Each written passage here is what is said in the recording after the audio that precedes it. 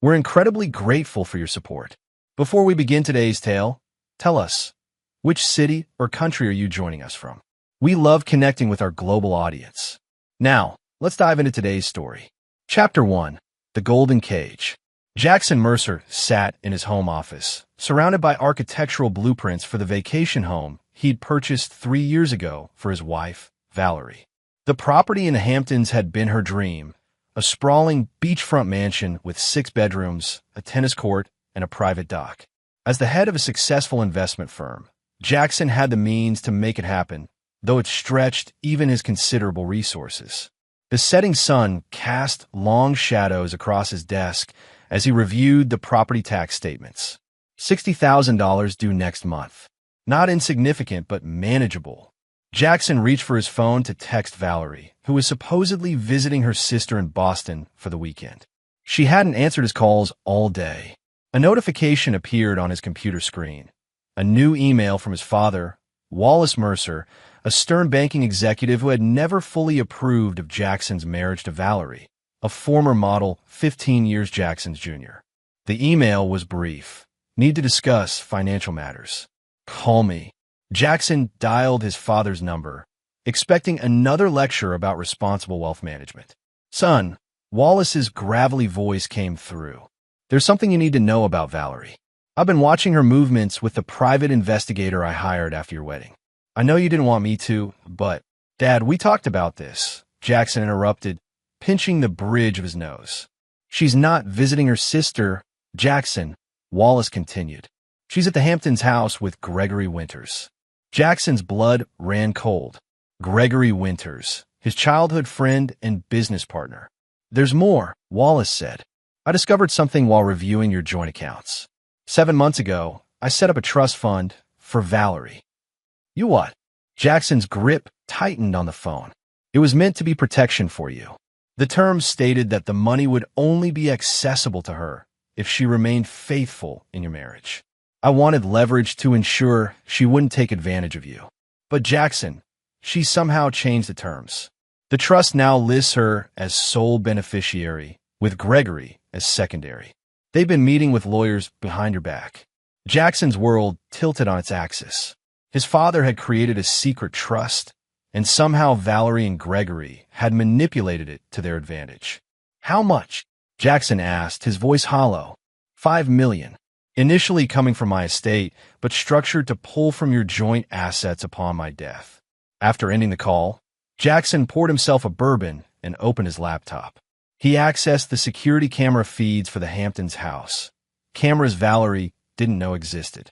The bedroom feed showed Valerie and Gregory locked in an embrace. Time-stamped footage showed they'd been meeting there for months, always when Jackson was traveling for business. A text message lit up his phone. Gregory, hey man, need your signature on those Westlake contracts ASAP. The betrayal burned through Jackson like acid. His wife and his best friend conspiring not just to cheat, but to steal his wealth. He closed his eyes and felt something break inside him, the last shreds of his trusting nature. When he opened them again, he was a different man. Chapter 2. Paper Trail. Jackson spent the next week in careful observation mode, maintaining a facade of normalcy while secretly gathering intelligence. He hired Naomi Blackwood, a forensic accountant recommended by his father, a woman known for her discretion and ruthless attention to detail. Your wife has been systematically isolating your finances, Naomi explained during their clandestine meeting at a coffee shop 15 miles from Jackson's office. The trust fund was just the beginning. She's been manipulating account access, redirecting investment dividends, and establishing separate credit lines using your joint financial statements as leverage. And Gregory? Jackson asked, his voice steady despite the rage simmering beneath. He's the architect behind it all. His law degree isn't just for show. According to these documents, he's been positioning himself to become executor of your estate in the event of your death. There's also a concerning life insurance policy they took out on you 6 months ago. Jackson nodded, unsurprised. What about their relationship timeline? Naomi slid a folder across the table. Based on hotel receipts, restaurant charges, and flight records, they've been involved for approximately 18 months. Their first documented meeting was at the Rialto Hotel in Chicago during your business trip to Tokyo. 18 months. Jackson had been planning to start a family with Valerie around that time. She had claimed she wasn't ready. There's something else, Naomi added. Your father's involvement is complicated. He did establish the original trust, but the modifications weren't made by your wife or Gregory. The signature on the amendment belongs to your father. Jackson felt his stomach drop. You're saying my father changed the trust himself? To benefit Valerie and Gregory? That's what the evidence suggests, though his motives remain unclear. Jackson thanked Naomi and left the meeting with his mind racing. His own father had betrayed him too. But why? Wallace had always seemed to dislike Valerie. None of it made sense. That evening, when Valerie returned from her sister's visit, Jackson greeted her with a smile and a glass of wine. She kissed him absently on the cheek, her eyes never leaving her phone. "How's Melissa?" he asked casually, referring to her sister. "She's fine. Just dealing with the usual drama," Valerie answered vaguely. "I need to make a quick business trip to Singapore next week," Jackson mentioned. "I'll be gone for about 10 days. Valerie's expression brightened momentarily before she composed herself. "That's too bad. I'll miss you. Will you?" Jackson asked, maintaining his smile. "I thought you might want to spend some time at the Hamptons house while I'm gone. The weather should be perfect." "Maybe," she replied noncommittally. "I might have some photo shoots scheduled." Jackson watched her lie with remarkable ease and felt a strange calm settle over him. "By the way, I transferred another $100,000 to the Hamptons house account for maintenance and property taxes." Now her attention was fully on him. "That's thoughtful of you, honey. You always take such good care of things." Later that night, Jackson sat alone in his office and made a phone call to Fletcher Dawson, an old college roommate who now worked in cybersecurity. "Fletcher, remember when you said you owed me a favor that wouldn't involve paperwork or questions? I'm calling it in." Chapter 3, Fault Lines. A separate investigation into his father's activities revealed an even more disturbing picture. Wallace Mercer, banking titan and paragon of financial propriety, had been systematically undermining his son's marriage and business partnerships for years. Jackson confronted his father at the exclusive Ridgemont Club, where Wallace had standing lunch reservations every Thursday. "Why did you change the trust to benefit Valerie and Gregory?" Jackson demanded quietly after ensuring they wouldn't be overheard. Wallace's expression remained impassive. "I had to see how far they would go. I needed evidence of their true intentions." "So, are you saying this was some kind of test? You dangled $5 million in front of my wife and best friend to see if they would betray me. You wouldn't listen to reason, Jackson. You were blinded by her beauty and his friendship. I had to show you the truth." Jackson leaned forward. "And it didn't occur to you to simply tell me your suspicions? Would you have believed me without proof?" Wallace countered. "You've always been idealistic to a fault. Your mother was the same way before she died, always seeing the best in people until they disappointed her." The mention of his mother, who had died when Jackson was 14, cut deep. "Don't bring her into this." Wallace sighed. "Your wife came to me 6 months into your marriage. She wanted to discuss investment options separate from your joint accounts. That's when I knew what kind of woman she truly was. So instead of warning me, you decided to orchestrate this elaborate scheme, risk millions of dollars, and potentially destroy my life to prove a point. The money was never at risk. The trust documents Gregory and Valerie have are forgeries. The real trust exists, but it's structured differently. They believe they've outsmarted me, but they're walking into a trap of my making." Jackson stared at his father, seeing him clearly for perhaps the first time. "You've been playing with my life like it's one of your banking ventures, testing returns and calculating risks." "I was protecting you," Wallace insisted. "You'll thank me when this is over." "When what is over, exactly? What endgame did you envision here?" Wallace's eyes hardened. "Exposure. Humiliation. Their removal from your life with minimal financial damage. I've been setting the stage for their downfall since I confirmed their affair." Jackson stood up. "You should have trusted me to handle my own life. Like you trusted your wife? Your best friend." Wallace scoffed. As Jackson walked away, his father called after him. "Don't let emotion cloud your judgment, son. That's how they took advantage of you in the first place. Jackson didn't respond. His father had always been controlling, but this went beyond anything he could have imagined. 3 betrayals: Valerie, Gregory, and now his own father. Each painful, but each enlightening in its own way. That night, Jackson received a call from Fletcher. "I've completed the task you requested. All communications between Valerie Mercer and Gregory Winters for the past 2 years have been extracted and organized chronologically. I've also implemented the monitoring protocols on all their devices as requested. Thank you. Send everything to my secure server." Done. But, Jackson, are you sure you want to read these? Some things can't be unlearned. Jackson thought about his father's manipulations, his wife's deception, and his friend's betrayal. "I need to see everything, Fletcher." Every word, plan, lie. After hanging up, Jackson received a text from Gregory. "Hey, are we still on for racquetball tomorrow? Also, when are you heading to Singapore? We should grab dinner before you go." Jackson replied, "Looking forward to it. Let's meet at the club at 7. And yes, dinner sounds good. Valerie mentioned she might be heading to the Hamptons while I'm gone. Maybe you could check on the place for me?" Gregory's response came quickly. "Sure thing, buddy. Happy to help." Jackson set down his phone and stared at the wall of family photos in his office. He removed each one containing Valerie or Gregory and placed them in a box. Then he opened his laptop and began to read the extracted messages between his wife and his best friend. Their contempt for him was evident in every exchange. They mocked his trust, his generosity, his love for Valerie. They discussed how to maximize their financial gain from the relationship. They planned their meetings around his business travel. They even speculated about how much longer they would need to maintain the charade before securing enough of his assets to leave. But most damning of all was their discussion of his father's trust fund. They believed they had successfully manipulated Wallace Mercer, not realizing they were pawns in his game. Jackson closed the laptop and made a decision. He would not follow his father's script. He would not be a pawn in anyone's game. Not his father's, not Valerie's, not Gregory's. He would write his own ending to this story. He poured himself another bourbon and began to plan. Chapter 4. The Disappearing Act.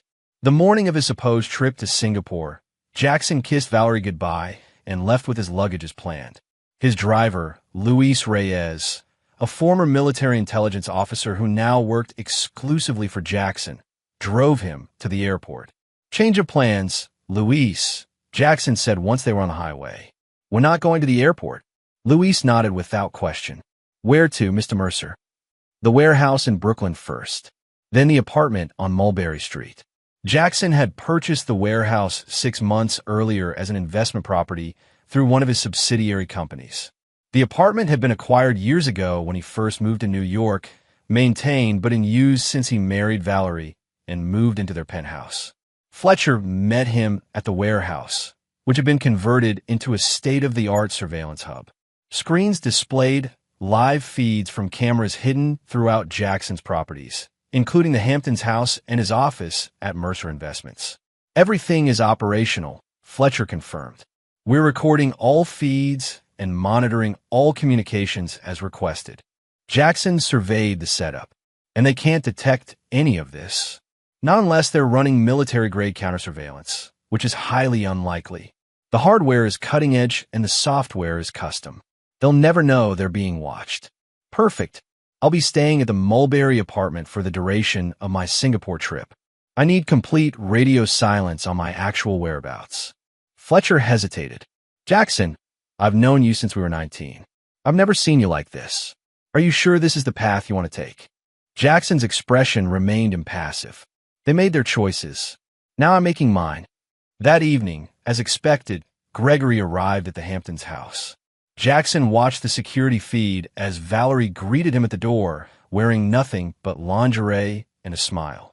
They didn't waste time with pleasantries before heading upstairs. Jackson turned down the audio. He didn't need to hear their intimacy. He was more interested in their conversations afterward. Did he suspect anything? Gregory asked as they lounged by the pool later that night. Valerie laughed. "Jackson? Not a chance." He transferred another $100,000 to the house account before leaving. Said it was for maintenance and property taxes. As if this place needs that much maintenance. What did I tell you? The guy's completely clueless, Gregory said, pouring more champagne. The trust fund your father-in-law set up is just the beginning. Once we execute the next phase, we'll have access to at least 30% of his liquid assets. And he'll never know until it's too late, Valerie added. I've already started moving my personal items to storage. Another few months, and we can disappear with enough money to last a lifetime. To us, Gregory raised his glass. And to Jackson, the most generous man I've ever robbed. They clinked glasses, laughing. Jackson turned away from the monitors. Send me the recording of that conversation, he instructed Fletcher. And keep monitoring. I want to know everything they discuss about their plans.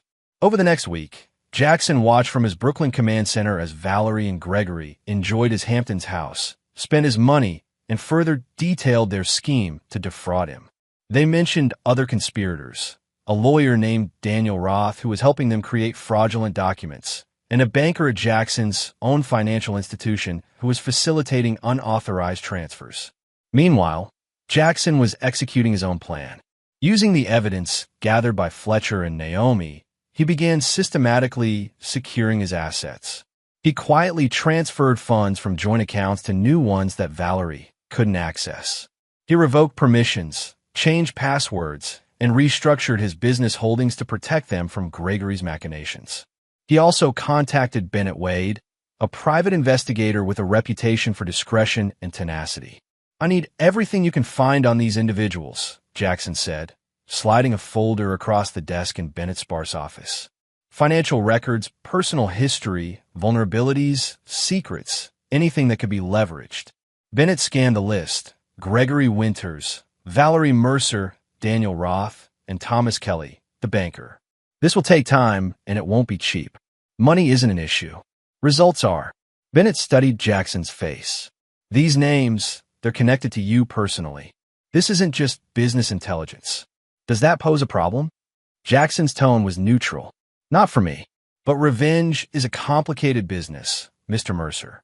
It tends to leave marks on everyone involved, including the ones seeking it. Jackson stood to leave. I'm already marked, Mr. Wade. I'm just making sure I'm not the only one. Chapter 5. The Spider's Web. Jackson's preparation phase lasted 3 weeks.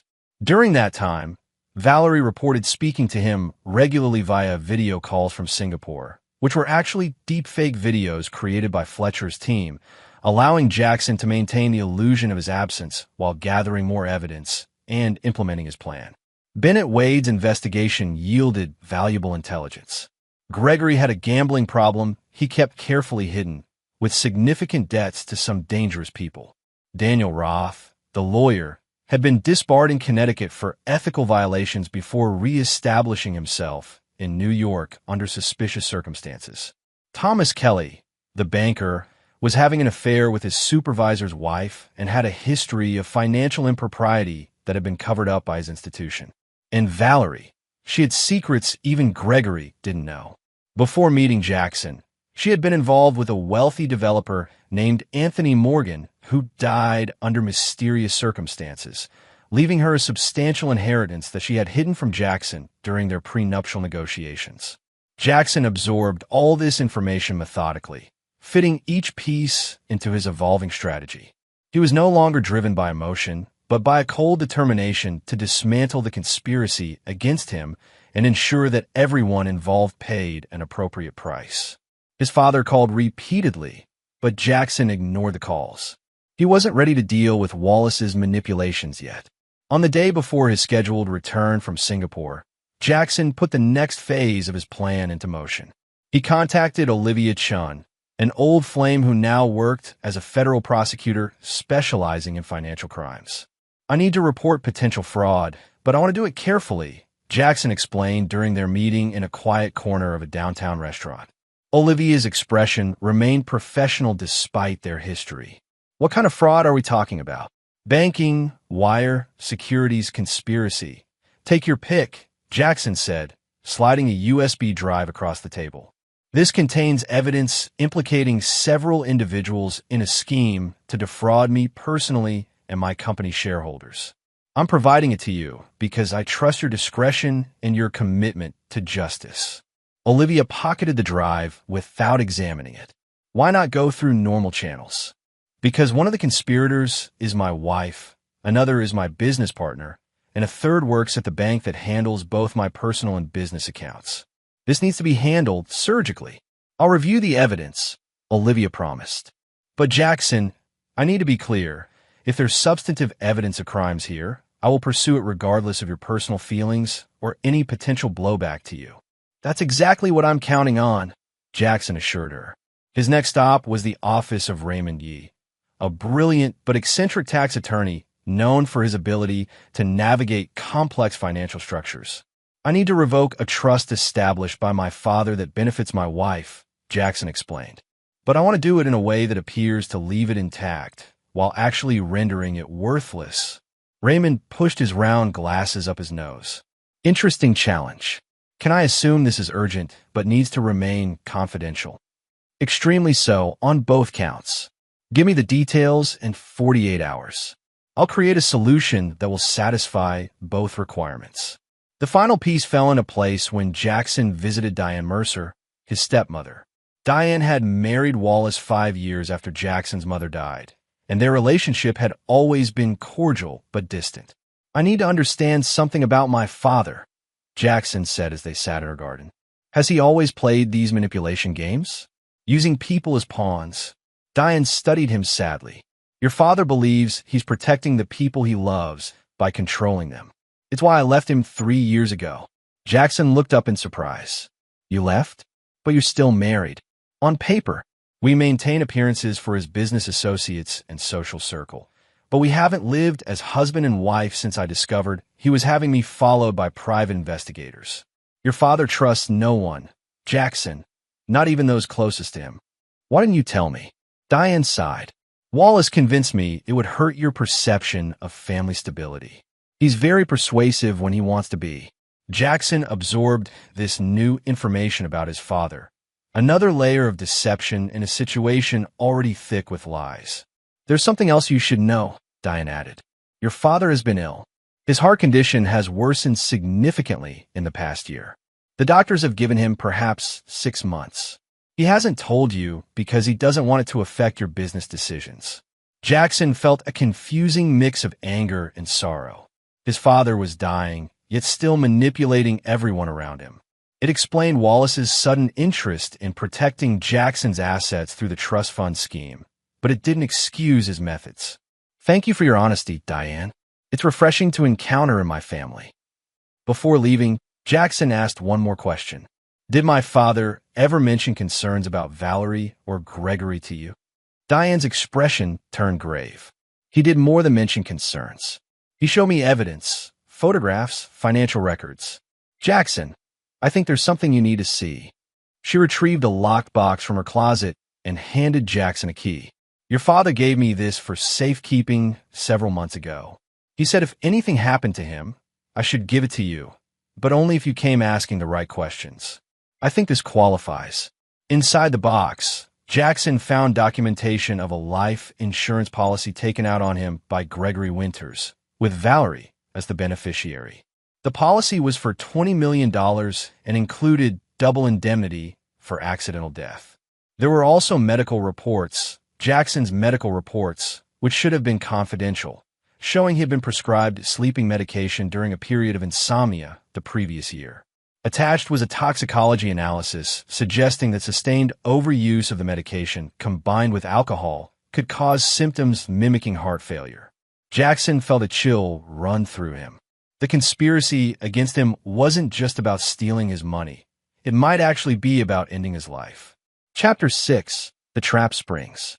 Jackson returned to his penthouse on the scheduled day of his arrival from Singapore, greeted by a seemingly delighted Valerie who had rushed back from the Hamptons' house the night before. She had prepared his favorite meal and wore the blue dress he had complimented on their anniversary. I missed you so much, she cooed, wrapping her arms around him. How was your trip? Productive, Jackson replied, returning her embrace with well-practiced warmth. How was your time while I was away? Did you enjoy the Hamptons? Oh, I only went up for a couple of days, she lied smoothly. Mostly I was busy with charity committee meetings and catching up with Melissa. Jackson nodded, marveling at her ability to fabricate reality without a flicker of hesitation. "Well, I'm glad you kept busy. Any messages for me while I was gone?" "Nothing important," she assured him, "though your father called several times. Said it was urgent, but wouldn't tell me what it was about." "I'll call him tomorrow," Jackson said dismissively. "Tonight, I just want to relax with my beautiful wife." They ate dinner together, making small talk about his fictional meetings in Singapore and her fictional charity work. Jackson watched her perform the role of devoted wife with the skill of a seasoned actress. He matched her performance with one of his own, the trusting, oblivious husband. After dinner, Valerie received a text that made her frown briefly before composing her features. "Darling, I completely forgot I promised to help Melissa with a design emergency tonight. Would you mind terribly if I stepped out for a couple of hours? I know you just got back, but she's absolutely desperate." "Of course not," Jackson said magnanimously. "Family comes first. Give Melissa my best." The moment Valerie left the penthouse, Jackson activated the tracking app Fletcher had installed on her phone. As expected, she wasn't heading to her sister's place, but to a boutique hotel in Tribeca where Gregory was staying. Jackson poured himself a drink and called Fletcher. "It's time. Activate Phase 2. Within minutes, the dedicated phone he used for his plan rang. It was Raymond Yee, the tax attorney. "It's done, Mr. Mercer. The trust has been legally restructured. From the outside, nothing appears to have changed, but the new terms render it essentially worthless to the beneficiaries. Additionally, I've included a trigger clause as you requested. Any attempt to access or modify the trust will automatically initiate a full forensic audit." "Excellent work, Raymond. The second payment will be in your account by morning." His next call was to Olivia Chun. "Have you reviewed the evidence?" "I have," she confirmed, her voice professional. "There's more than enough here to justify opening a formal investigation. I've already spoken with agents from the Financial Crimes Division. They'll be serving warrants within 48 hours. "Thank you, Olivia. I appreciate your thoroughness. This isn't a favor, Jackson. It's my job, and for what it's worth, I'm sorry you're going through this." After ending the call, Jackson contacted Bennett Wade. "I need surveillance on the Tribeca Grand Hotel, room 712. Send me live updates." While waiting for Bennett's team to position themselves, Jackson received an unexpected visitor. His father, Wallace Mercer, entered the penthouse using his emergency key. "We need to talk," Wallace announced without preamble. "You've been avoiding my calls." Jackson gestured to a chair. "I've been busy undoing your handiwork." Wallace sat down heavily, looking older and more worn than Jackson had ever seen him. "You found a box Diane kept for me." "I did. Were you ever going to tell me that my wife and best friend might be planning to kill me? Or was that something else you thought I needed to discover on my own?" Wallace sighed deeply. "I was going to tell you when I had concrete proof. The life insurance policy was suspicious, and the medical reports concerning, but not definitive evidence of homicidal intent. So you were waiting for them to actually attempt to murder me before warning me?" Jackson's voice remained calm, despite the absurdity of his father's position. "Of course not. I was building a case that you couldn't dismiss. You have a tendency to reject my concerns until they're impossible to ignore." Jackson studied his father's face, noting the pallor and fatigue that confirmed Diane's revelation about his health. "Diane told me about your condition." 6 months, she said. Wallace waved dismissively. "Doctors exaggerate. I have arrangements in place." "I'm sure you do. Control until the very end, right?" "Someone has to maintain order," Wallace replied without irony. "Speaking of which, what exactly have you been doing these past 3 weeks?" "My sources tell me you never went to Singapore." Jackson smiled thinly. "I've been taking your advice for once, not letting emotion cloud my judgment. I've been meticulous, thorough, and several steps ahead of my opponents. I believe that's the Mercer way, isn't it?" Before Wallace could respond, Jackson's phone buzzed with an update from Bennett. A series of photos showed Valerie and Gregory in an intense conversation in the hotel room, clearly arguing. The final image showed Gregory handing Valerie a small vial. Jackson showed the photos to his father. "It seems your suspicions about their intentions might be correct after all." Wallace's expression hardened. "What are you going to do?" "I've already done it. By this time tomorrow, Gregory will be under federal investigation for financial crimes. The banker and lawyer who assisted them will be facing similar charges. Valerie's secret inheritance from her mysteriously deceased former lover will be exposed to scrutiny, and the trust fund you created will be revealed as worthless. And Valerie? What about the vial? Jackson stood up and walked to the window, looking out at the city lights. Valerie is coming home tonight to a husband who will welcome her with a glass of her favorite wine. A husband who has evidence of everything she's done but will pretend to know nothing. A husband who will watch very carefully what she does with that glass of wine. Wallace looked troubled. You're using yourself as bait? That's unnecessarily risky. I learned from the best, Dad. Sometimes you have to take calculated risks to achieve your objectives. Before leaving, Wallace placed a hand on Jackson's shoulder, an unusual display of physical affection from the normally reserved banker. Be careful, son. Don't underestimate what desperate people will do. I won't, Jackson promised. And Dad, when this is over, we need to have a long conversation about boundaries and trust. Wallace nodded sadly. Perhaps we do. After his father left, Jackson received a text from Valerie. Sorry, darling. Melissa's crisis is taking longer than expected. Don't wait up for me. Jackson replied. Take all the time you need. I'll be here when you get back. Then he began making final preparations for Valerie's return. He set up hidden cameras in their bedroom and kitchen, ensuring that every angle was covered. He placed 2 wine glasses on the counter alongside Valerie's favorite Cabernet Sauvignon. And he waited. Chapter 7. Checkmate. Valerie returned to the penthouse just after midnight, her expression carefully composed but her eyes darting nervously as she greeted Jackson. Melissa finally get her design emergency sorted? Jackson asked casually, offering her a glass of wine. Yes, thankfully, Valerie smiled, accepting the glass but not drinking. It was an absolute nightmare, with the client changing their mind at the last minute. You know how it is. Jackson nodded, taking a sip of his own wine. All too well. Business is similar, constantly managing expectations and adapting to changing circumstances. He watched as Valerie discreetly checked her purse, where he presumed she had placed the vial Gregory had given her. She seemed to be waiting for an opportunity.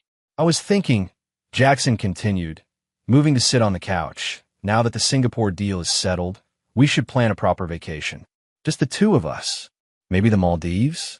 We've talked about going there for years. Valerie perched beside him, still holding her untouched wine. That sounds wonderful. When were you thinking? How about next month? I can clear my schedule. Perfect, she agreed with a smile that didn't reach her eyes. Oh, I almost forgot. I picked up your sleeping pills prescription while you were away. The pharmacy called saying it was ready. Jackson maintained a neutral expression. That was thoughtful of you. I didn't realize I was running low. You mentioned it before your trip, she lied. You know how you get with jet lag. I figured you might need them tonight. I might, Jackson agreed. Would you mind getting them for me? I'm feeling the time difference already. Valerie set down her wine glass and went to her purse, returning with a prescription bottle that Jackson immediately recognized as not being from his usual pharmacy. She handed him 2 pills. The pharmacist said, these are a new formulation. Stronger, faster acting. Jackson palmed the pills. Thank you. I think I'll finish my wine first, though. Join me. He gestured to her untouched glass. Valerie hesitated before picking it up and taking a small sip. To us, Jackson said, raising his glass. And to new beginnings. Something in his tone must have alerted her because Valerie's eyes narrowed slightly. New beginnings? Jackson nodded. I've been doing a lot of thinking during my trip. About life, priorities, trust. He set down his glass and looked directly at her. It's funny how clear things become when you step away from your usual environment. Patterns emerge. Inconsistencies stand out. Valerie shifted uncomfortably. What kind of inconsistencies? Instead of answering, Jackson placed the pills she had given him on the coffee table. These are my prescription, Valerie. In fact, they're not sleeping pills at all, are they? Color drained from her face. Of course they are. What are you talking about? No, Jackson said calmly. They're a combination of medications that, when mixed with alcohol, cause symptoms similar to cardiac arrest. particularly in someone with a family history of heart problems like mine. Gregory acquired them through his connection with Dr. Levine at the University Research Hospital. They've been communicating about it for weeks. Valerie stood abruptly, knocking over her wine glass. "You're not making any sense, Jackson. You sound paranoid." Jackson remained seated, his posture relaxed despite the tension crackling between them. "Do I? Let's see. You and Gregory have been having an affair for 18 months. You've been systematically isolating my finances to prepare for eventual theft. You manipulated my father's trust fund, or at least you thought you did. And now you're attempting to murder me to collect on a $20 million life insurance policy Gregory took out of my name." Valerie's expression shifted from feigned confusion to cold calculation. "You can't prove any of that." "Actually, I can prove all of it," Jackson countered, picking up a remote and turning on the television. The screen displayed footage of Valerie and Gregory in the Hamptons house, discussing their plans in explicit detail. "I have hundreds of hours of recordings like this, plus all your text messages, emails, and phone conversations for the past 2 years. Valerie's face hardened. "You've been spying on me? That's illegal. Not when it's my property being used for a criminal conspiracy. But that's hardly your biggest concern right now. What do you want?" Valerie demanded, her pretense of innocence completely abandoned. "Money? Is that it? Name your price." Jackson laughed without humor. "I don't want your money, Valerie. I want justice. And as we speak, it's being served to your co-conspirators. Gregory was arrested an hour ago by federal agents. The lawyer and banker who helped you will be in custody by morning. And investigators are taking a fresh look at Anthony Morgan's death, your previous benefactor whose mysterious heart attack left you a wealthy woman." Valerie paled further at the mention of Anthony Morgan. "You don't understand what happened with Anthony." "I understand perfectly," Jackson interrupted. "And now, so do the authorities." Valerie's demeanor changed instantly. She grabbed her purse and headed for the door. "This is ridiculous. I'm leaving." "That will be unwise," Jackson warned. "There are federal agents waiting in the lobby. They have questions about your role in the conspiracy. I've provided them with evidence, but they're particularly interested in that vial in your purse." Valerie froze, her hand on the doorknob. "You're bluffing." "Am I?" Jackson held up his phone, showing a live security feed of the lobby where 2 suited individuals waited near the elevators. Special Agents Morales and Washington. They've been very thorough in reviewing the evidence I provided. Valerie's composure cracked completely. She turned back to Jackson, her expression now desperate. "You don't understand. Gregory pressured me into this. He said if I didn't help him, he would release compromising photos of me. I was being blackmailed." "Interesting defense strategy," Jackson commented. "Unfortunately, it contradicts the hundreds of recordings where you were clearly the driving force behind many of the schemes, including tonight's murder attempt." Tears filled Valerie's eyes. Whether genuine or tactical, Jackson couldn't tell. "Jackson, please. We can work this out. I made a terrible mistake, but I still care for you. We could start over." "The time for that is long past," Jackson said, rising from the couch. "You have 2 options now. You can leave through that door and face immediate arrest and public scandal. Or you can take option 2. "What's option 2? Valerie asked cautiously. Jackson retrieved an envelope from his desk and handed it to her. "Inside are divorce papers already signed by me. The terms are simple. You relinquish all claims to my assets and businesses. You sign a comprehensive NDA about our marriage and its dissolution. In exchange, you receive a one-time payment of $500,000 and no criminal charges from me personally." "500,000? Valerie scoffed. "That's insulting after what I could have had." "It's significantly better than a prison cell," Jackson pointed out. "But make no mistake, this deal only covers the charges I could bring. The federal investigation into financial crimes and Anthony Morgan's death will proceed regardless of what you decide." Valerie stared at the envelope, weighing her options. "How do I know you'll keep your word?" "Unlike you and Gregory, I don't break promises," Jackson said coldly. "The money will be transferred to an account in your name the moment I receive confirmation that the papers have been properly filed." After a long moment, Valerie took the envelope, and removed the papers. "Do you have a pen?" Jackson provided one, watching as she signed each marked page without reading the details. Her hands trembled slightly, but her signature remained clear and legible. "A wise choice," Jackson commented as she handed back the signed documents. "Luis will drive you to a hotel of your choosing tonight. I suggest you use the time to plan your defense strategy for the federal investigation. And Valerie, don't attempt to contact me again. Ever."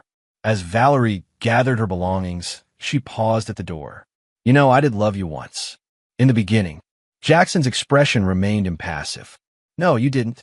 You loved what I represented, security, status, wealth. But you never loved me. If you had, none of this would have happened." After she left, Jackson contacted his security team to confirm she had departed the building, then called Olivia Chun. "It's done," he informed her. "Valerie signed the divorce papers and has left the penthouse. Gregory is in custody."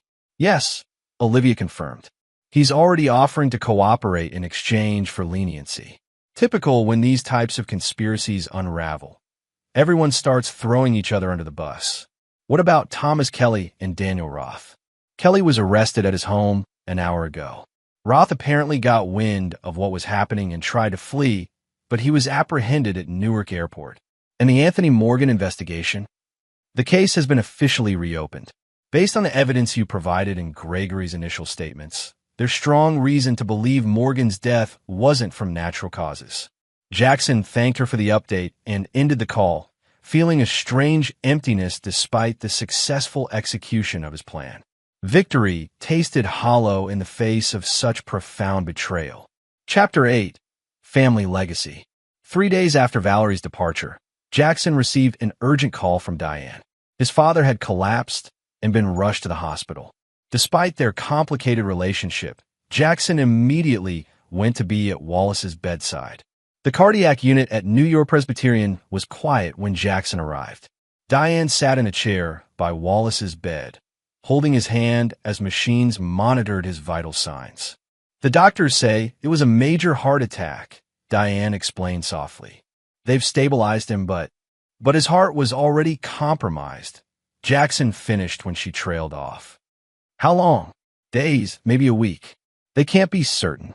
Jackson studied his father's face, noticing how vulnerable the powerful banker looked in a hospital gown, connected to machines that kept him alive. Despite everything, there was still a deep connection between them, complex, flawed, but undeniably present. "Would you mind giving us a few minutes?" Jackson asked Diane, who nodded and stepped out of the room.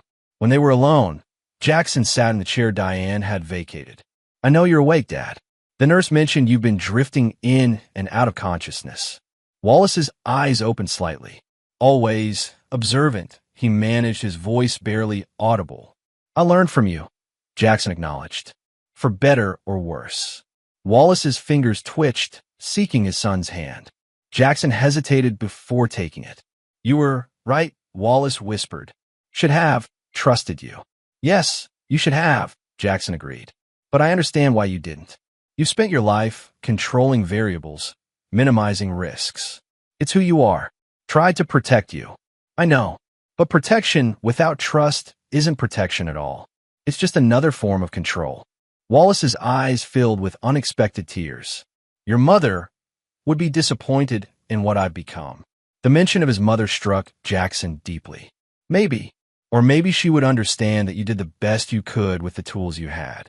"The trust fund," Wallace began, "is taken care of," Jackson assured him. "Raymond Yee helped me restructure it properly.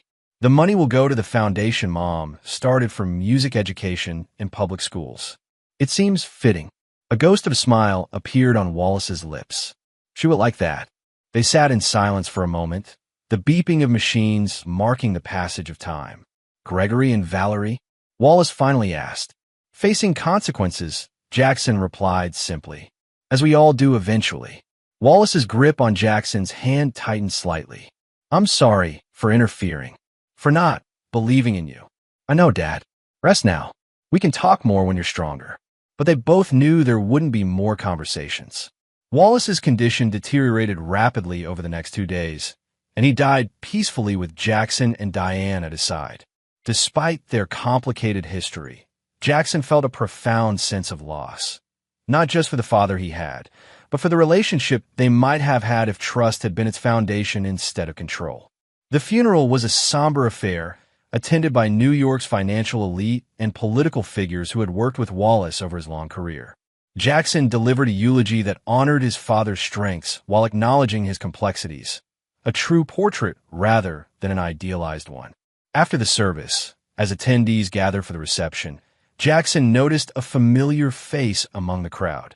Naomi Blackwood, the forensic accountant who had helped uncover Valerie and Gregory's scheme. "I didn't expect to see you here," Jackson commented as she approached. "I came to pay my respects," Naomi explained. "Your father was a significant figure in financial circles, regardless of his personal failings." Jackson nodded, appreciating her straightforward approach. "Have you been following the aftermath of our project?" "I have," Naomi confirmed, lowering her voice. "Gregory Winters is cooperating fully with prosecutors. He's implicated Valerie in both the financial crimes and Anthony Morgan's death. There's strong evidence she administered the same combination of drugs to Morgan that she attempted to use on you."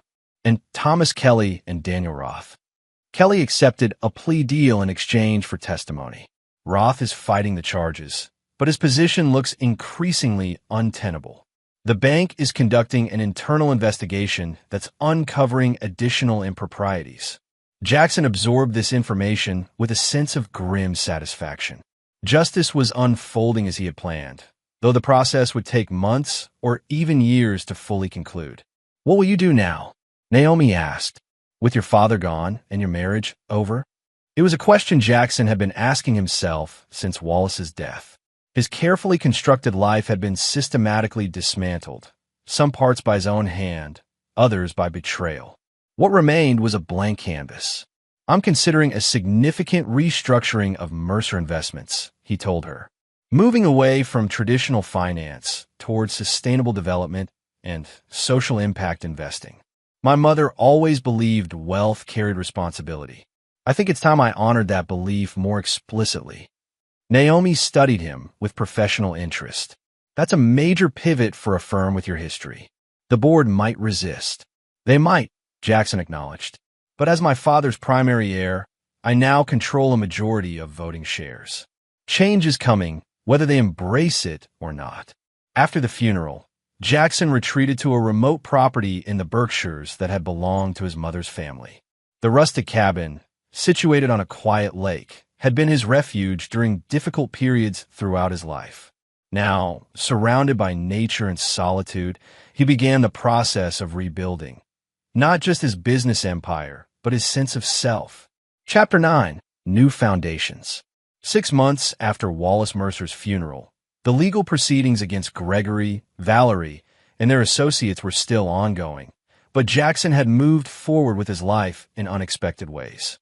Mercer Investments had undergone a dramatic transformation, rebranding as Mercer Impact Capital with a new focus on funding sustainable technologies, affordable housing initiatives, and educational programs in underserved communities. The transition hadn't been smooth. Several board members had resigned in protest, and some longtime clients had withdrawn their investments. But the firm had attracted new partners who shared Jackson's revised vision. The Hamptons house had been sold, the proceeds donated to organizations supporting victims of financial fraud. Jackson had moved from the penthouse to a more modest but still elegant brownstone in Brooklyn, where he had established a different rhythm to his life, less focused on acquisition and status, more centered on purpose and connection.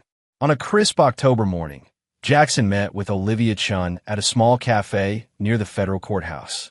She had just come from a hearing in the case against Gregory Winters. He accepted the plea deal, Olivia informed him. 15 years with possibility of parole after 10, in exchange for comprehensive testimony against Valerie regarding Anthony Morgan's death. Jackson nodded, feeling neither joy nor vindication, just a quiet sense that justice was being served. And Valerie? Her trial begins next month. With Gregory's testimony and the evidence recovered from her previous relationship with Morgan, the prosecution has a strong case for first-degree murder. She'll likely spend the rest of her life in prison. What about the property taxes? Jackson asked unexpectedly. Olivia looked confused. Property taxes? For the Hamptons house, Jackson clarified. Gregory texted me about them being due right before everything unraveled. It was such a small thing. No greeting, no personal connection, just a demand for money. That's when I knew for certain what kind of relationship we truly had. Olivia smiled slightly. Sometimes it's the small revelations that provide the most clarity. What did you tell him? I wrote back. I'm aware of the taxes. I'm also aware of everything else. He never responded. Jackson sipped his coffee reflectively. It's strange how a simple exchange like that can mark the end of a decades-long friendship. Had you been in contact with any of them since the arrests? Jackson shook his head. No, that chapter is closed permanently. After meeting with Olivia, Jackson walked to a nearby park where he had arranged to meet Naomi Blackwood. Their professional relationship had gradually evolved into something more personal over the months following Wallace's death. Jackson had been resistant at first, wary of trust and vulnerability after his experience with Valerie. But Naomi's straightforward nature and uncompromising integrity had slowly broken through his defenses. She was waiting on a bench near the fountain, reviewing documents as always. Jackson smiled at the sight. Naomi was nothing if not consistent in her dedication to detail. Good news or bad? He asked, gesturing to the papers as he sat beside her. Interesting, she replied, her standard answer for anything that captured her analytical mind. The forensic audit of your father's banking activities revealed something unexpected. It seems he made substantial anonymous donations to several children's hospitals and medical research facilities specializing in pediatric cardiac care. Jackson raised an eyebrow in surprise. That doesn't sound like my father. He was strategic with his philanthropy, always with recognition and networking opportunities attached. These were different, Naomi explained. Completely anonymous, started shortly after your mother's death, and continuing until his own. The total over the years amounts to nearly $30 million. Jackson was stunned. His father, the calculating banker who measured everything in terms of return on investment, had been secretly supporting causes with no personal benefit attached. There's more, Naomi continued. I found correspondence between your father and a Dr. Eleanor Wilson at Cornell Medical. Apparently, your mother died of a congenital heart condition that can be hereditary. Wallace had been funding research specifically focused on early detection and treatment of this condition. He never told me, Jackson said quietly. Not about the donations or about the hereditary nature of Mom's condition. There's a letter addressed to you in his private files. It was never sent. Naomi handed him an envelope, yellowed with age. Diane found it when clearing out his study and asked me to give it to you. Jackson opened the envelope carefully, unfolding a letter dated 15 years earlier, soon after his mother's death. Jackson, there are things a father should tell his son, but I find myself unable to speak them aloud. Your mother's death has left a void in both our lives that I don't know how to fill. She was my compass, my heart. Without her, I am navigating in darkness. The doctors tell me the condition that took her could be hereditary. The thought of losing you to the same fate is unbearable. I've arranged for monitoring and research, though I haven't told you because I know how you would resist what you perceive as interference. Perhaps this is wrong of me, but protection sometimes requires difficult choices. I cannot be the father she would want me to be: warm, expressive, trusting. Those qualities died with her. But I can ensure you are safe, successful, protected. It's all I know how to offer. Perhaps someday I'll find the courage to give you this letter. Until then, know that every action I take, however misguided it may seem, comes from a place of love, imperfect and flawed, but genuine. Your father. Jackson folded the letter carefully and returned it to the envelope, his hands trembling slightly. The glimpse into his father's inner thoughts didn't excuse the manipulation and control that had defined their relationship, but it offered context. A broken man trying to protect his son in the only way he knew how. Are you okay? Naomi asked, her usual professional detachment softening with concern. I will be, Jackson assured her. It's just complicated to reconcile the father I knew with the man who wrote this. who donated millions anonymously to honor my mother. Naomi nodded. People rarely fit into the neat categories we assign them. Even those who hurt us most deeply can have moments of genuine love and sacrifice. The irony is, if he had just told me about the hereditary condition, if he had trusted me with the truth instead of maneuvering behind the scenes, so much pain might have been avoided. Perhaps, Naomi acknowledged. But we can't rewrite the past. We can only learn from it and move forward. Jackson took her hand, a gesture that still felt new but increasingly natural. Speaking of moving forward, have you considered my proposal about joining Mercer Impact Capital? We could use someone with your skills on the due diligence team. Naomi's expression turned thoughtful. I've been independent for a long time, Jackson. Working within a corporate structure, even one as progressive as yours is becoming, would be an adjustment. Think of it as a partnership rather than employment, Jackson suggested. You maintain your autonomy while having resources and infrastructure to expand your impact. A partnership, Naomi repeated, considering the word in all its potential meanings. I could be open to that concept, professionally speaking. Jackson smiled, hearing the unspoken acknowledgement of their evolving personal relationship. That's all I'm asking for now. A willingness to explore possibilities. As they walked through the park, discussing the details of how such a professional arrangement might work, Jackson felt a sense of cautious optimism that had been absent from his life for too long. The betrayals he had experienced hadn't broken him. They had transformed him, stripping away illusions and leaving a clearer vision of what truly mattered. Later that afternoon, Jackson visited the small music school in Harlem that had been one of his mother's passion projects. The Wallace and Elizabeth Mercer Foundation, restructured after his father's death, had recently provided funding to expand its facilities and scholarship programs. As he watched children practicing in the new rehearsal spaces, Jackson thought about the property taxes that had triggered his awakening to Gregory and Valerie's true nature. Such a mundane detail, yet it had set in motion events that completely reshaped his life. The cold, transactional nature of that text message had crystallized for Jackson everything that was wrong with those relationships. His phone buzzed with a message from Naomi. Reviewed partnership proposal. Let's discuss details over dinner tomorrow. I have suggestions. Jackson smiled, appreciating her directness and the absence of pretense or manipulation. He typed a reply. Looking forward to your thoughts. 7 p.m. at that Ethiopian place you mentioned. Her response came quickly. Perfect. Don't be late. Simple, honest communication. No hidden agendas. No performance of emotion. Just authentic connection. After the elaborate deceptions he had uncovered and dismantled, its value was immeasurable. Jackson put away his phone and continued his tour of the music school, stopping to listen as a young girl played a hauntingly beautiful piece on the violin. The instructor explained it was a composition by Elizabeth Mercer, Jackson's mother, that had recently been discovered among Wallace's papers after his death. As the notes filled the room, Jackson closed his eyes and allowed himself to feel the full spectrum of his journey.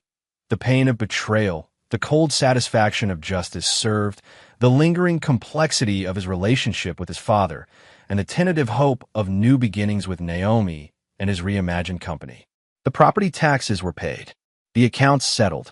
The debt of false relationships cleared. What remained was the opportunity to build something authentic on the clear ground, a life defined not by what had been lost, but by what could now be created. Epilogue. 15 years later.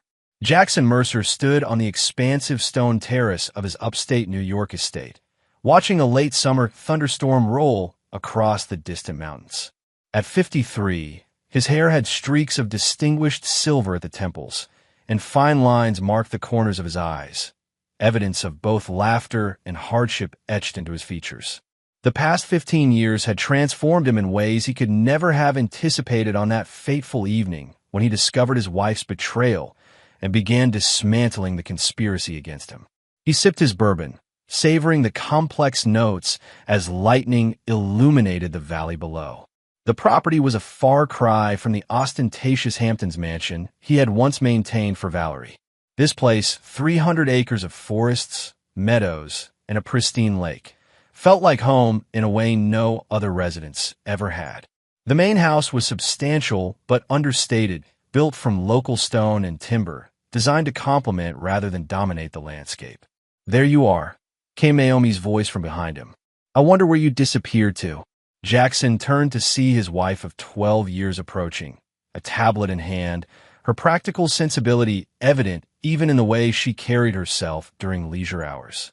Naomi's analytical mind and uncompromising integrity had been his salvation during the darkest period of his life. Now they were the foundation of both their marriage and their professional partnership. "Just watching the storm," he replied, extending his arm. She stepped into his embrace, leaning against him as they observed the distant weather together.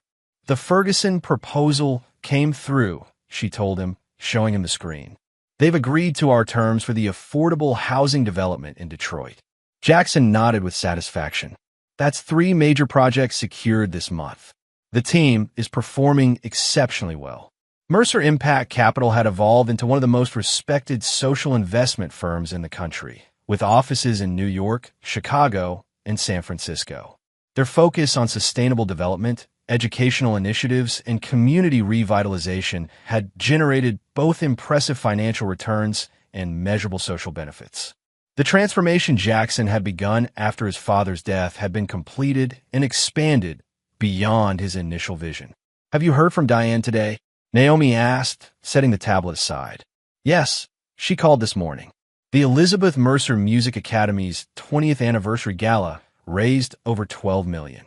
She was particularly pleased that 3 of their graduates performed at Carnegie Hall last week.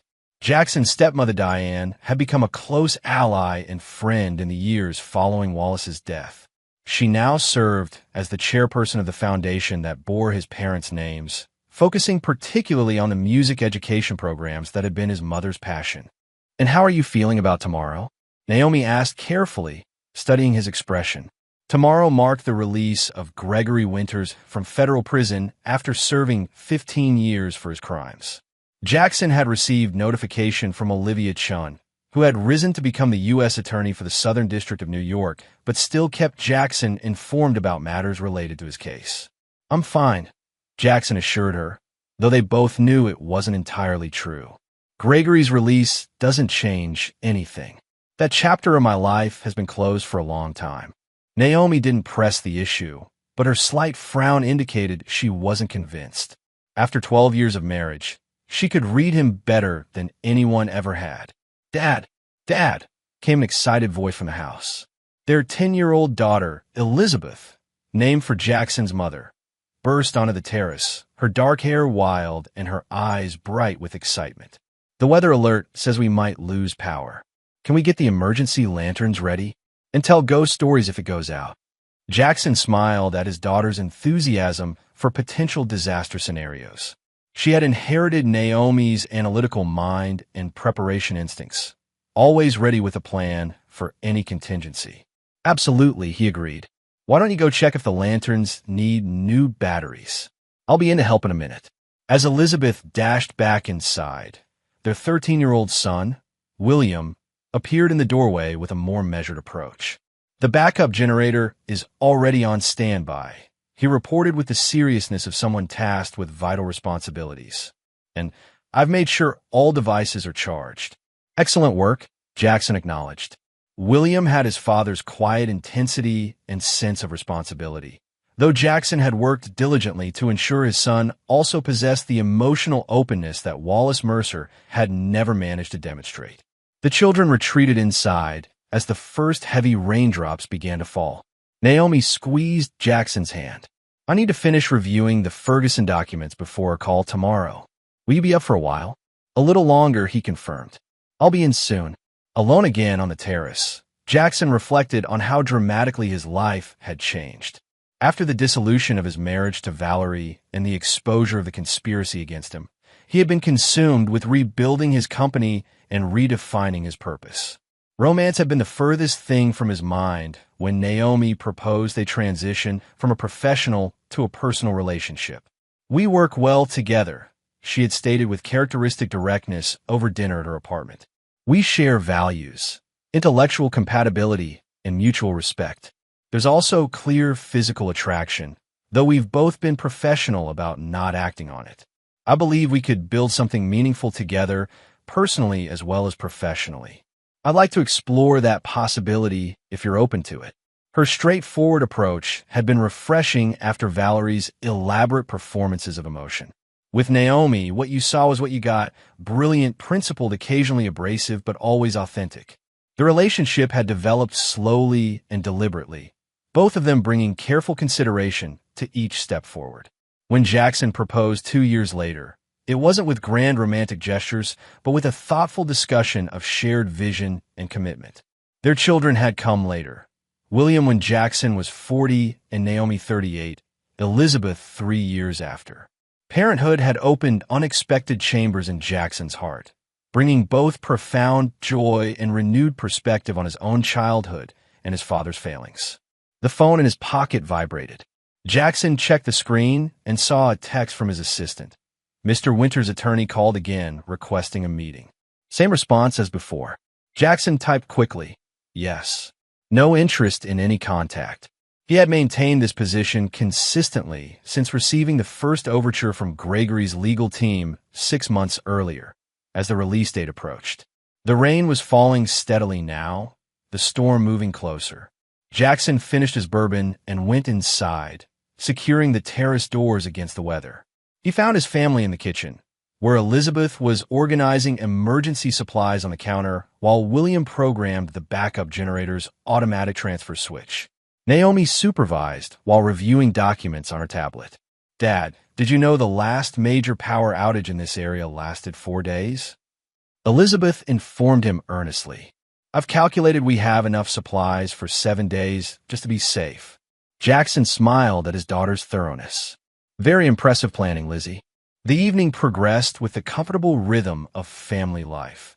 Dinner together at the large kitchen island, a spirited debate about the environmental impact of various energy sources, followed by games as the storm intensified outside. When the power flickered and went out, Elizabeth's delight was palpable as she instantly distributed the emergency lanterns she had prepared. Later, after the children were in bed, Jackson found Naomi in their home office reviewing security footage from their New York office, a habit she had never abandoned despite years of peaceful operations. "Anything concerning?" he asked, knowing her vigilance stemmed from the events that had brought them together. "No, just routine verification," she assured him, closing the laptop. "Some habits are hard to break, even when the threats are long past." Jackson nodded, understanding completely. The conspiracy that had nearly destroyed him had permanently altered his approach to trust and security. Even with 15 years of distance, certain protective measures remained ingrained in their lives. "I received an interesting email today," Naomi said, changing the subject. "From Melissa Harrington." Jackson raised an eyebrow in surprise. Melissa was Valerie's sister, with whom he had maintained minimal contact after the divorce and subsequent criminal proceedings. What did she want? "To inform us that Valerie died 3 days ago in prison. Pancreatic cancer, apparently. The funeral is next week." Jackson absorbed this information with an unexpected complexity of emotions. Valerie had been sentenced to life without parole for Anthony Morgan's murder, with additional consecutive sentences for the conspiracy and attempted murder charges related to Jackson.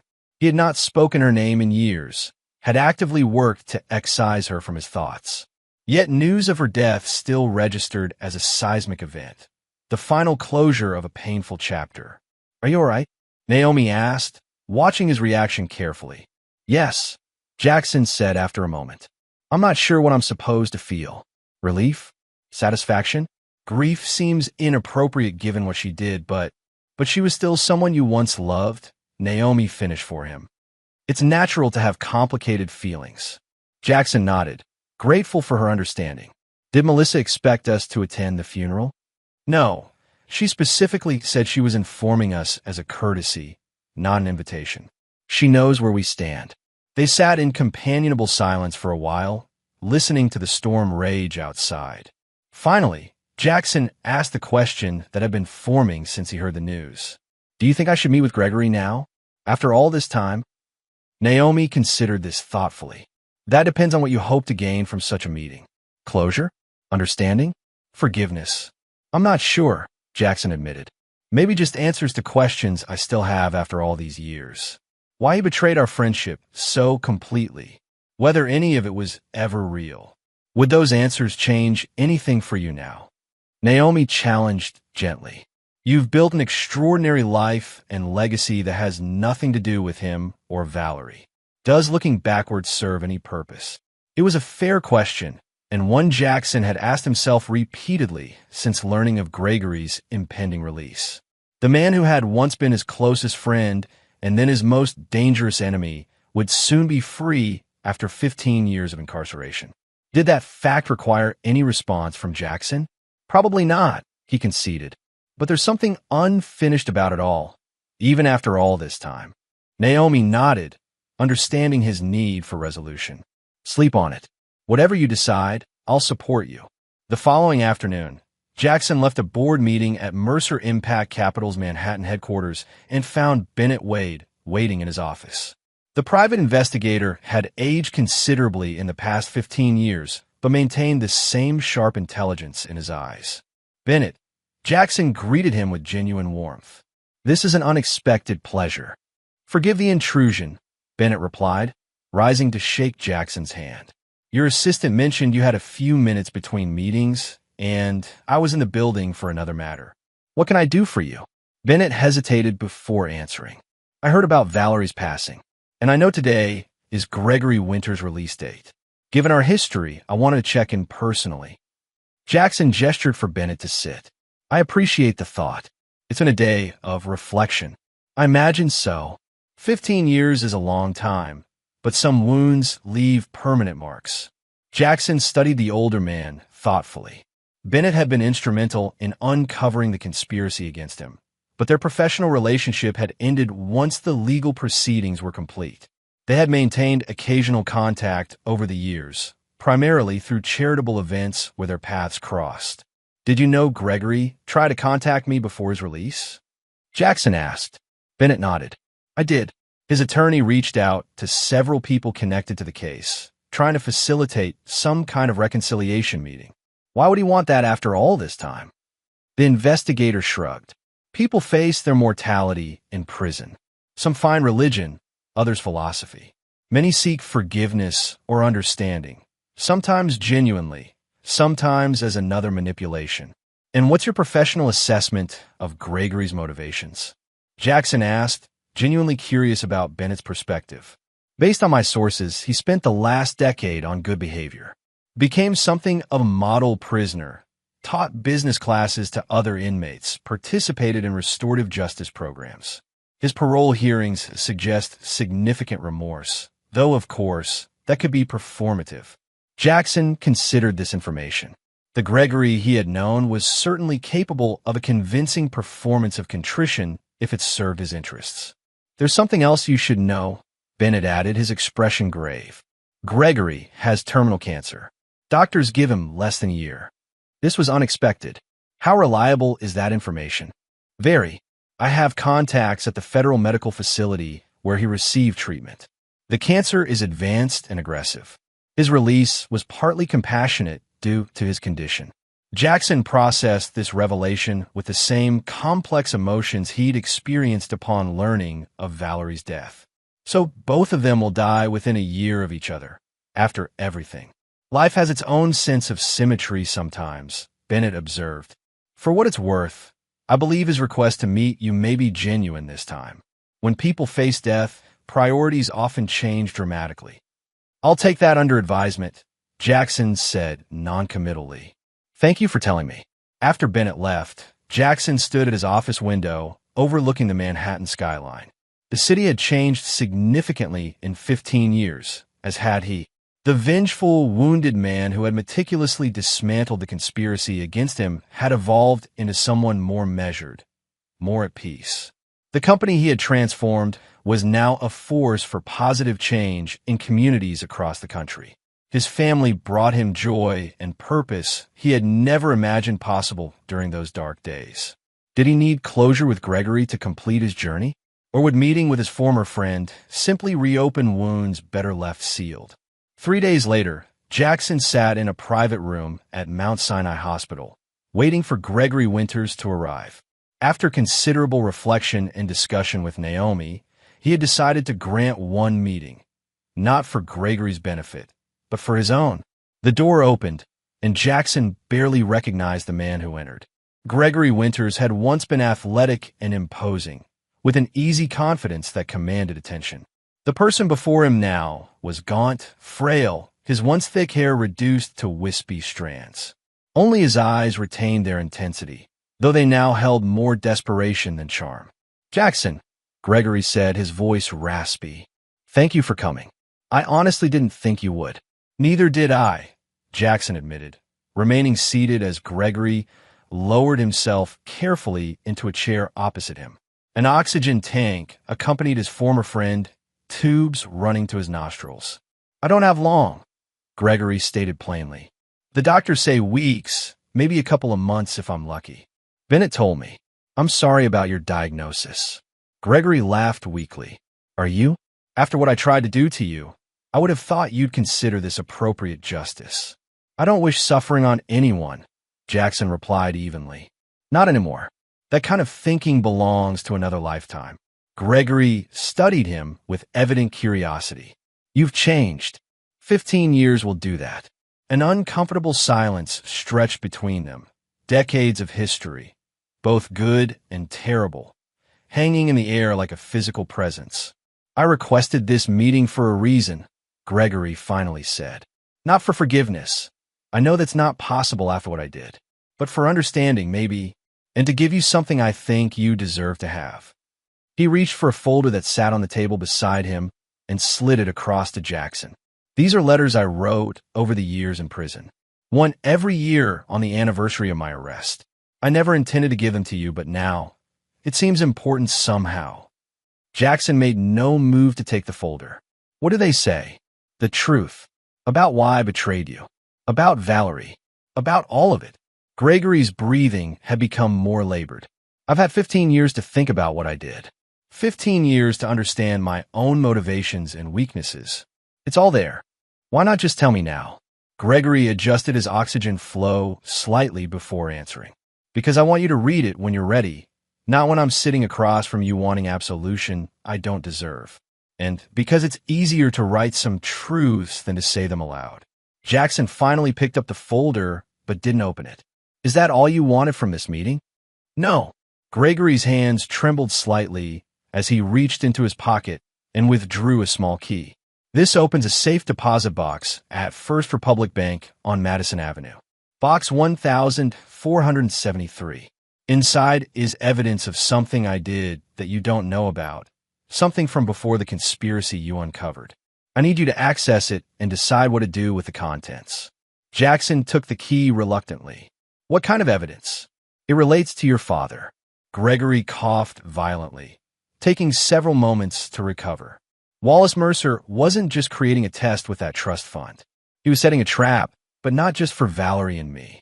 For someone else. Someone he believed was responsible for your mother's death. Jackson felt as if the air had been sucked from the room. "What are you talking about?" "My mother died of a heart condition. That's what everyone believed. What Wallace wanted people to believe. But he suspected otherwise, and he enlisted me to help investigate years before Valerie came into the picture. I found evidence supporting his suspicions, but then..." Gregory trailed off, his expression haunted. "Then what?" Jackson demanded. "Then I did something unforgivable. Something worse than what you already know about. The safe deposit box contains everything. The original investigation files, my subsequent actions, and a full confession. Once you see it, you'll understand why I couldn't tell you before. Why this had to wait until both Wallace and Valerie were gone." Jackson stared at the key in his palm, feeling the weight of Gregory's words. After 15 years of believing he knew the full extent of the betrayal, he was now being told there were deeper, darker secrets still buried. "Why tell me now? Why not take this to your grave?" Gregory's eyes held genuine regret. "Because you deserve the truth, no matter how painful. Because I've spent 15 years trying to become someone who would make that choice. And because it might help you understand your father better. He wasn't who you thought he was. Neither better nor worse, just different. They talked for another 20 minutes, though Gregory's declining health made extended conversation difficult. They didn't discuss the past directly again, focusing instead on neutral topics. Gregory's experience in prison, Jackson's children, the changes in New York City over the past 15 years. As Jackson prepared to leave, Gregory asked one final question. "Did you hear about Valerie?" "Yes. Pancreatic cancer." Gregory nodded sadly. "Fitting in its way. We both die of cancer within months of each other, after planning to spend our lives together on your money." He coughed again, more severely this time. "I visited her in prison last year, you know. We hadn't spoken since the trials. And she hadn't changed. Not really. Still beautiful, still manipulative, still convinced she deserved better than what life gave her. She blamed me for everything going wrong. Said if I hadn't been so greedy, we could have been more careful, more patient." Jackson wasn't surprised. Valerie had never shown remorse during her trial, maintaining that she was the victim of circumstances and manipulation by Gregory and others. "The funny thing is," Gregory continued weakly, "I actually did love her. It wasn't just about the money for me, though that was certainly part of it. But for Valerie, it was always transactional, always about what she could gain." "I know," Jackson said simply. He had eventually come to understand that Valerie was fundamentally incapable of authentic love or loyalty. It had been a painful but necessary realization. "One last thing," Gregory said as Jackson reached the door. "I saw what you've done with Mercer Impact Capital. The affordable housing developments, the educational initiatives. It's impressive work. Important work. Much better than what we were doing in the old days." "Thank you," Jackson replied, unsure how to respond to praise from the man who had once tried to destroy him. "I know it doesn't matter now, but I'm proud of what you've become," Gregory added, his voice barely audible. "The man you are now, he's who I always pretended to be." 2 days later, Jackson sat in a private room at First Republic Bank. The contents of safe deposit box 1473 spread before him. The documents told a story so extraordinary that he had read through them 3 times to ensure he fully understood their implications. According to Gregory's detailed confession and the supporting evidence, Wallace Mercer had suspected for years that Elizabeth Mercer's death was not the result of natural causes, but deliberate poisoning by her doctor, Adrian Collins, who had been secretly embezzling from the charitable foundation Elizabeth managed. When she discovered financial irregularities and planned to investigate, Dr. Collins had administered medications that exacerbated her heart condition, leading to her death. Wallace had enlisted Gregory, then a young lawyer eager to prove himself to Jackson's powerful father, to investigate discreetly. Gregory had indeed found evidence supporting Wallace's suspicions, including altered medical records and suspicious financial transfers. But then Gregory had made a fateful decision. Instead of giving the evidence to Wallace, he had approached Dr. Collins directly and blackmailed him. For years, Gregory had collected payments from Collins in exchange for silence, amassing a small fortune that later helped finance his lifestyle. When Wallace created the trust fund that supposedly tested Valerie and Gregory, he had actually been laying a trap for Collins. The structure of the trust would have eventually exposed the doctor's financial manipulations through a complex series of triggers and audits. Gregory, realizing his own blackmail scheme would be revealed in the process, had worked with Valerie to restructure the trust and eliminate the threat to himself and Collins. The safe deposit box contained not only Gregory's detailed confession, but also the original evidence against Collins. Evidence that would still be actionable despite the passage of time. Jackson sat back, overwhelmed by these revelations. His mother's death, which he had always believed was a tragic but natural event, had apparently been a deliberate act. His father's controlling nature, which Jackson had attributed to emotional limitations, had been fueled partly by grief and suspicion. And Gregory's betrayal had roots far deeper than Jackson had ever imagined. The question now was what to do with this information. Dr. Adrian Collins was still alive, having retired from medical practice years ago to focus on his charitable foundation, which ironically specialized in cardiac care.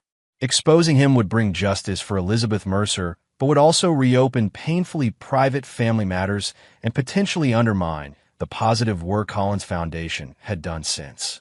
Jackson carefully gathered the documents and secured them in his briefcase. This decision would require careful consideration and conversations with Naomi and Diane, the two people who could help him process these revelations with clarity and wisdom. 1 month later, Jackson stood on the same terrace where our epilogue began, watching another summer storm approach. The air felt heavy with electricity, mirroring his internal state as he prepared for the meeting that would begin in less than an hour.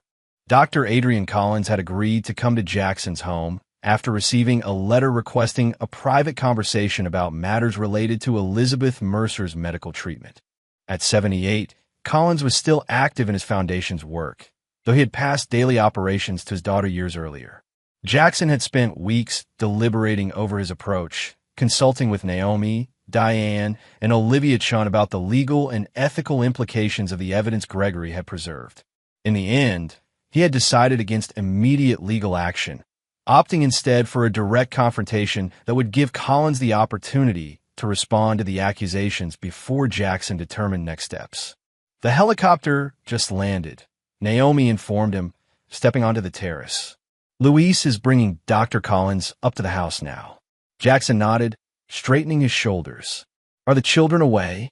Yes, my mother picked them up an hour ago. They'll stay with her tonight as planned. Thank you, Jackson said, taking her hand briefly. For everything. Your clarity has been essential through all of this. Naomi squeezed his hand in return. Whatever happens in this meeting, we'll handle the aftermath together, just as we've handled everything else. They proceeded to Jackson's study, where they greeted Dr. Collins, a thin, distinguished-looking man with alert eyes that belied his age. After initial pleasantries, Jackson came directly to the point, explaining that he had received evidence suggesting Collins' involvement in Elizabeth Mercer's death. He presented selected documents from Gregory's collection, watching Collins' reaction carefully. The doctor's composure cracked almost immediately. Rather than denying the accusations, he seemed almost relieved to finally face them. I've been waiting for this day for 30 years, Collins admitted, his voice trembling. When Wallace Mercer died without confronting me, I thought perhaps I had escaped judgment. But some actions follow you to the grave, don't they? Over the next 2 hours, Collins confessed everything. The embezzlement from Elizabeth's foundation to cover gambling debts, her discovery of the financial discrepancies, his panic and desperate decision to silence her by adjusting her medication to induce a fatal cardiac episode. He explained how Gregory Winters had approached him with evidence shortly after Elizabeth's death, demanding payment for silence. I've lived with this shame every day since, Collins concluded, looking older and more diminished than when he had arrived. The foundation I established was my attempt at atonement, try to save other lives to balance the one I took. It doesn't excuse anything, I know that. I'm prepared to face whatever consequences you deem appropriate, Mr. Mercer. Jackson listened to the confession with remarkable composure, asking clarifying questions but showing no outward signs of the emotional turbulence within. When Collins finished speaking, Jackson was silent for several long moments. Dr. Collins, he finally said, you took my mother from me when I was 14 years old. You robbed my father of the love of his life and set him on a path of suspicion and control that damaged our relationship irreparably. You allowed Gregory Winters to blackmail you for years rather than facing justice for your actions. And you've built a public reputation as a medical humanitarian while carrying this secret. Collins nodded, accepting each statement without protest. I could ensure you spend your remaining years in prison, Jackson continued. The statute of limitations on murder doesn't expire, and the evidence is compelling. Olivia Chun, the U.S. attorney, is a close friend who would personally oversee the prosecution if I asked. I understand, Collins said quietly. However, Jackson added, I've learned over the years that justice and vengeance are not always the same thing. Your foundation has saved lives, thousands of them through early detection and treatment of the very condition that took my mother. That work is important, regardless of its origins in your guilt. Jackson leaned forward, his gaze intense. Here is what will happen. You will sign a complete confession that will be sealed and stored securely. You will immediately transfer control of your foundation to your daughter, removing yourself from all operational and governance roles. You will establish a substantial new endowment for cardiac research in Elizabeth Mercer's name, and you will live with the knowledge that I could destroy you at any moment should I choose to make your confession public. Collins appeared stunned by these terms. You're not turning me over to the authorities? Not at this time, Jackson specified. My mother believed in redemption and in the power of good works to heal wounds. I think she would prefer her legacy to be measured in lives saved rather than in your punishment, however deserved it might be. After Collins departed, having agreed to all conditions, Naomi found Jackson standing alone in his study, looking at a photograph of his mother. Are you satisfied with your decision? She asked, joining him. I'm at peace with it, he replied thoughtfully, which isn't quite the same thing, but it's enough. And Gregory's letters? Did they provide the understanding he claimed they would? Jackson nodded slowly. In their way, yes. He wasn't asking for forgiveness, just for me to understand that the roots of his betrayal went deeper than Valerie or greed. Once he started down the path of blackmailing Collins, each subsequent compromise became easier. By the time he and Valerie conspired against me, his moral compass had been broken for years. Do you think he truly regretted what he did? Naomi asked. I think he regretted who it made him become, Jackson answered after consideration. There's a difference. Gregory Winters died 3 weeks after their hospital meeting, with no funeral at his request. Jackson arranged for a simple marker at the cemetery and attended the interment alone, not out of forgiveness or reconciliation, but an acknowledgement of the complicated human being Gregory had been, capable of both profound betrayal and, ultimately, truth. As another year passed, Jackson found that resolving these last mysteries from his past had freed him to focus even more fully on the future. Mercer Impact Capital continued to expand its positive influence, launching new initiatives in environmental sustainability and healthcare accessibility for underserved communities. The Wallace and Elizabeth Mercer Foundation, now under Diane's capable leadership with input from Jackson, funded arts and music education in public schools across the country, honoring Elizabeth's passion while creating opportunities for children like she had once done. Jackson's children thrived, William showing early interest in environmental engineering, Elizabeth demonstrating remarkable talent in both mathematics and music. Jackson worked consciously to give them the balance he had never experienced in his own childhood. High expectations paired with unconditional love, structure without control, protection without manipulation. On the 15th anniversary of the day Jackson had discovered Valerie and Gregory's betrayal, he and Naomi visited the lake house that had once belonged to Elizabeth Mercer's family. They walked along the shore where Jackson had spent happy summers as a child, before his mother's death had altered the trajectory of his family. Do you ever wonder how differently your life might have turned out if they hadn't betrayed you? Naomi asked as they watched the sunset paint the water in vivid oranges and pinks. Jackson considered the question thoughtfully. Sometimes, but then I remember that their betrayal, as painful as it was, ultimately freed me from relationships built on illusion.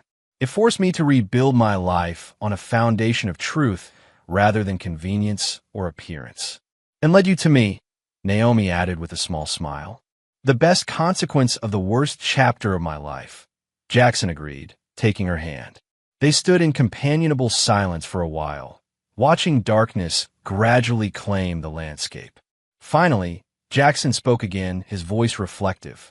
I've been thinking about those property taxes, the text from Gregory that first alerted me something was wrong.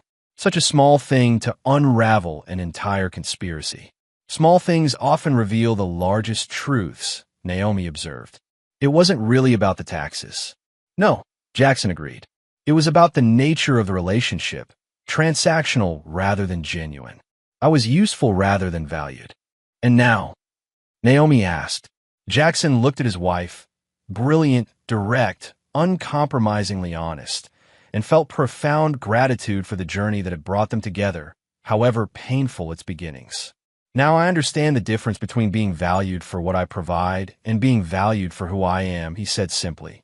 And I've built a life where that distinction is clear in every relationship I maintain. As they walked back to the house where their children waited, Jackson reflected that perhaps this was the true meaning of justice. Not punishment or vengeance, but the creation of something better from the ashes of betrayal. The property taxes had been paid, indeed, but the real debt had been settled in the currency of truth, growth, and genuine connection. The conspirators were gone, their plans long thwarted, their lives ended in illness and regret. Yet Jackson had emerged not merely intact, but transformed. His company reimagined as a force for positive change, his family built on authentic love, his understanding of his parents enriched by painful but necessary truths. The storm clouds had finally cleared, revealing stars that had been there all along, waiting to be seen. And there you have it. Another story comes to an end. What did you think? I'd love to hear your thoughts in the comments below. If you enjoy this story, consider joining our community by subscribing. It means the world to us. For more stories like this one, check out the recommended videos on screen. And I'll see you there.